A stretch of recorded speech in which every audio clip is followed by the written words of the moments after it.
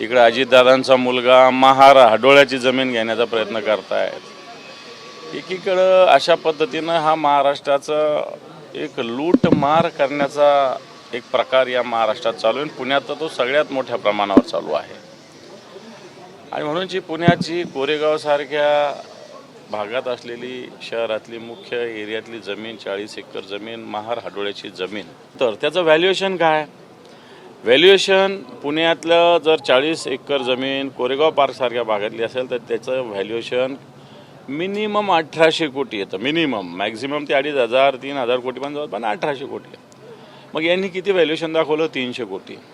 आणि रजिस्ट्री किती रुपयात झाली? 500 रुपयाच्या बॉन्डवर। आम्हाला सांगा की समजा महार हाडोळ्याची जमीन जरी घेता आली तरी रेडी रेकनर रेट लावावा लागतो। याने जर जमीन केली तर त्याला 75% नजराना भरावा लागतो।